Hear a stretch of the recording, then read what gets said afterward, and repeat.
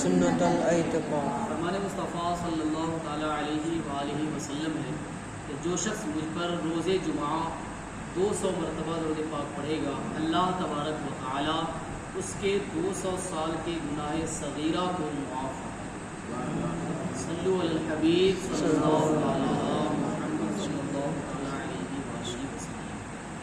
کل ہمارا جو موضوع تھا وہ ختم ہوا اللہ تبارک و تعالیٰ کے نبی صلی اللہ علیہ وسلم کے قدرت اور اختیار کے حوالے سے کہ اللہ تبارک و تعالیٰ کے نبی کی قدرت کیا ہے، آپ کے اختیارات کیا ہیں، اللہ نے آپ کو کتنا علم نوازا ہے اور کیا کیا اللہ تبارک و تعالیٰ نے آپ کو دیا ہے۔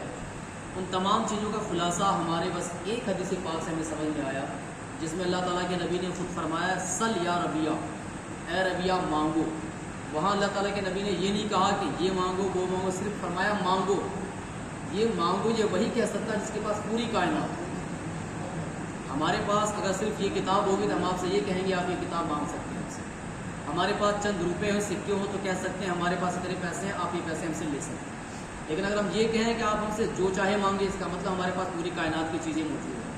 تو اللہ تعالیٰ کے نبی نے یہ فرمایا سل یا ربیہ، اے ربیہ مانگو جو مانگنا ہے۔ گویا اللہ تعالیٰ کے نبی کے اختیار میں اللہ نے پوری کائنات کو دے دیا۔ اللہ تعالیٰ پوری کائنات کے مالک و مختار اپنے نبی کو اللہ تعالیٰ نے بنایا ہے، اور سارے مالک و مختار اللہ تعالیٰ کے نبی ہیں۔ یہ چیزیں ہیں، اور میں نے یہ بھی کہا تھا کہ اللہ تعالیٰ کے نبی جس طریقے سے باحیات تھے، زندہ ظاہری زندگی میں تھے، تو جس طریقے سے فیض آپ کا جاری تھا ویسے ہی آپ کے پردہ فرمانے کے بعد بھی جاری ہے۔ ایک حدیث پاک اور اپنی دلیل کو مضبوط کرتے ہوئے سن لیتے ہیں۔ حضرت مولا علی مشکل کشا حضرت علی رضی اللہ تعالیٰ فرماتے ہیں کہ جب ہم اللہ تبارک و تعالیٰ کے نبی کے جسم کو تدفین کر کے چلے آئے تو 3 دن کے بعد، کتنے دن کے بعد؟ 3 دن کے بعد حضرت علی فرماتے ہیں کہ 3 دن کے بعد ایک عربی یعنی عرب میں دیہات کی طرف کے رہنے والے عربی کہے جاتے ہیں، وہ اللہ تعالیٰ کے نبی کی بارگاہ روضے پہ گئے، قبر انور پہ 3 دن کے بعد گئے، اور جا کر کے وہ عربی وہاں پہ لوٹ پوٹ گئے اور اپنی اس مٹی کو اٹھا کے سر پہ ڈالنے لگے اور رونے لگے کہ یا رسول اللہ آپ نے جو کہا ہم نے مانا، آپ نے جو کرنے کو کہا ہم نے کیا، اور اللہ کا آپ نے فرمان سنایا تھا قرآن کریم کی آیت کریمہ وَلَوْ أَنَّهُمْ إِذْ ظَلَمُوا أَنفُسَهُمْ جَاءُوكَ، کہ اگر وہ اپنی جانوں پر ظلم کر لے تو وہ آپ کی بارگاہ میں آئے، آپ کا وسیلہ لے، آپ کو سفارش بنائے تو اللہ تعالیٰ انہیں بخش دے گا۔ یہ فرمان بھی میں نے سنا، تو ہم آپ کی بارگاہ میں آئے ہیں اللہ تعالیٰ سے آپ کے وسیلے کے ذریعے مغفرت طلب کرنے کے لیے۔ حضرت علی فرماتے ہیں کہ اس عربی نے 3 دن کے بعد بھی اللہ کے نبی کے قبر سے یہ آواز سنی جا اللہ نے تیری مغفرت فرمائی۔ سبحان اللہ، سبحان 3 دن کے بعد۔ یہ 3 دن کے اس لیے ہے کہ عام طور پہ جو ہمارے اور آپ کے جیسے لوگ ہوتے ہیں مرنے کے 3 دن کے بعد شریر پھٹ جاتا ہے، گند آنے لگتی ہے، یہ قبر کے اندر ڈالنے کے بعد 3 دن کے بعد پیٹ وغیرہ پھول جاتا ہے، پھٹ جاتا ہے عام طور پہ یہ مرد۔ لیکن اللہ تعالیٰ کے نبی کے قبر پہ 3 دن جانے کے بعد بھی آپ کے قبر سے یہ آواز آئی کہ اللہ نے تمہاری مغفرت کی۔ سبحان اللہ۔ یہ اللہ تبارک و تعالیٰ کے نبی کے پردہ فرمانے کے بعد فیض کا جاری ہونا، دریا جاری ہونا، رحمت کا جاری ہونا، یہ حدیث پاک ہمیں اس چیز کو بتاتا ہے۔ یزید نے کربلا پر ہی بس نہیں کیا تھا، سب کو شہید کرنے کے بعد مدینے پہ چڑھائی کیا تھا، اس نے مدینے کی تہس نہس کر دیا تھا۔ مسجد نبوی میں اس یزید پلید نے مسجد نبوی شریف میں اپنے جانور لا کے باندھا تھا۔ جانور ممبر پہ، مسجد نبوی کے ممبر محراب پہ لیٹرنگ کرتے تھے 3 دن تک مسجد نبوی میں یزید نے جانور کو باندھا تھا، اور 3 دن تک مسجد نبوی میں آذان نہیں ہوتی۔ 3 دن اس یزید نے کروایا، آذان نہیں ہوتی تھی، نماز نہیں ہوتی تھی۔ تو ایک بوڑھے صحابی تھے حضرت سعید بن مسیب، یہ بوڑھے صاحب یہ اسی مسجد نبوی کے اندر چھپے ہوئے تھے۔ ان کا بیان ہے، یہ کہتے ہیں کہ 3 دن تک تو جانور مسجد میں خانہ وغیرہ کرتے رہے اور آذان نہیں ہوئی، نماز بھی نہیں ہوئی، اور مجھے آذان نماز کا ٹائم پتہ نہیں چلتا تھا، لیکن میں نے اپنے کانوں سے 3 دن تک یہ سنا کہ جب مسجد نبی میں آذان نہیں ہو رہی تھی تو اللہ تعالیٰ کے نبی کے روضے سے آذان کی آواز آتی۔ سبحان اللہ، سبحان اللہ۔ 3 دن تک اللہ تعالیٰ کے نبی کے روضے سے آذان کی آواز آتی تھی۔ اب اس سے بڑی دلیل اور کیا چاہیے؟ کہتے ہیں اندھوں کو کیا چراغ دکھایا ہے، آنکھ والوں کو چراغ دکھایا جاتا ہے، جو اندھے ان کو چراغ کیا دکھایا؟ اس کے بعد بھی لوگ کہیں کہ نبی کو مرنے کے بعد ایسا کچھ نہیں۔ تو سن لیں حدیث پاک صاف موجود کہ 3 دن تک اللہ تعالیٰ کے نبی کے روضے سے آذان کی آواز آتی ہے۔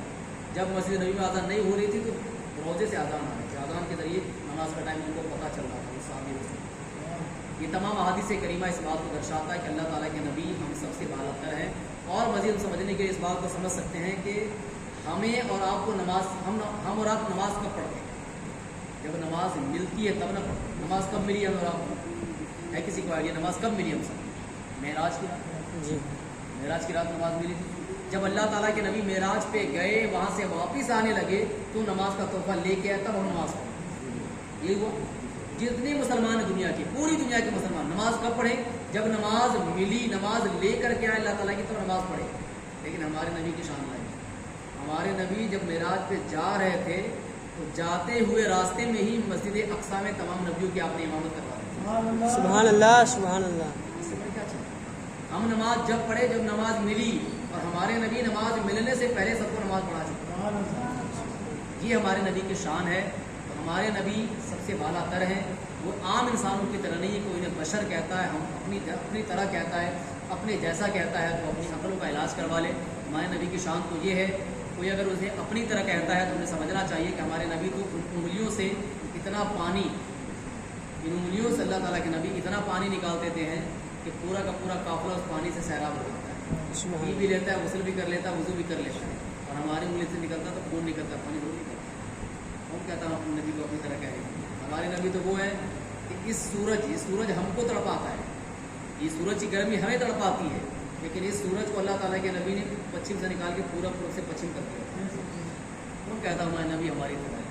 ہمارے نبی کی شان تو یہ ہے کہ جس چاند کو دیکھ کر کے ہم عید وغیرہ بناتے ہیں اپنے تہواروں کو کرتے ہیں اس چاند کو اللہ تعالیٰ کے نبی انگلی دکھائے ٹکڑے ہو گئے. اور اس کے بعد بھی کوئی نبی کو اپنی طرح کہے تو اس کے آگے کوئی اور بات نہیں ہو سکتی. لہٰذا اپنے ایمان کی عقیدے کی حفاظت کرنی چاہیے اور اللہ تعالیٰ سے دعا بھی کرتے رہے کہ اللہ تعالیٰ ہمیں دنیا میں جب تک رکھے صحیح ایمان و عقیدے کے ساتھ سلامت رکھے. عبادت اپنی جگہ ہے عقیدہ اپنی جگہ ہے. عمل میں کمی ہوگی اللہ تعالیٰ کی رحمت سے امید لگائے بیٹھے ہیں کہ معاف ہو جائے. عقیدے میں کمی ہوگی تو امید لگانا بھی بیکار ہے کہ معاف ہو سکتا ہے. اس میں کوئی معافی نہیں ہے. عمل کمی ہوگی گنہگار رہیں گے تو اللہ تعالیٰ بخشنے والا ہے بخش سکتا ہے. وہ بخش دے چاہے حساب لے لے وہ اس کے اوپر ہے. حساب لے تو انصاف ہے سزا دے تو انصاف ہے بخش دے تو اس کی رحمت ہے. اس میں کمپرومائز ہے عمل کے معاملے میں. عقیدے کے معاملے میں کوئی کمپرومائز نہیں ہے کہ عقیدہ ہمارا گول مول ہوا یا سیکولر ہوا کہ سب ایک جیسے ہیں. اگر ایسا عقیدہ رہا تو اس میں کوئی بخشش نہیں. اللہ تعالیٰ ہم سب کے ایمان اور عقیدے کی حفاظت عطا فرمائے. ہمیں صحیح ایمان و عقیدے کے ساتھ اس دنیا سے موت نصیب عطا فرمائے.